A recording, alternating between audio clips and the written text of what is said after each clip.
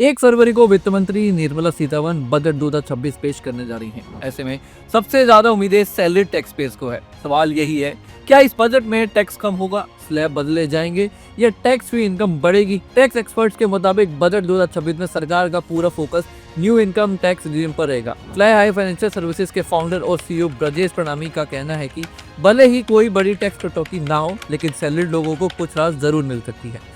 सरकार स्लैब में बदलाव, बेसिक एसेंशियल लिमिट बढ़ाने और रिबेट को मजबूत करने जैसे कदम उठा सकती है ताकि हाथ में बचने वाली इनकम बढ़े। क्या बजट 2026 में ओल्ड और न्यू टैक्स रिजीम को खत्म कर सिंगल सिस्टम लाया जाएगा? एक्सपर्ट्स मानते हैं कि इसकी संभावना कम है।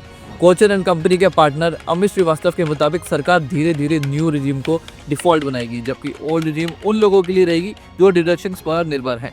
एक साथ बदलाव लोगों के लिए मुश्किल हो सकता है।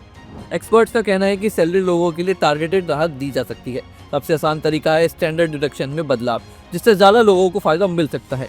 वहीं एटीसी, हाउसिंग लोन या इंश्योरेंस जैसे पुराने डिडक्शंस में बदलाव की उम्मीद कम है। मिडिल इनकम ग्रुप, खासकर 8 से 20 लाख रुपए की आय वालों को स्लैब या रिबेट के जरिए राहत मिल सकती है।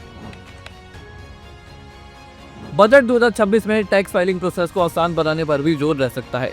प्री फिल रिटर्न्स और लगभग ऑटोमेटिक फाइलिंग से सैलरीड और छोटे टैक्स पेयर्स के लिए कंप्लायंस आसान हो सकता है। एक्सपर्ट्स का मानना है कि जब सिस्टम सरल होता है तो लोग खुद ही नियमों का पालन करने लगते हैं।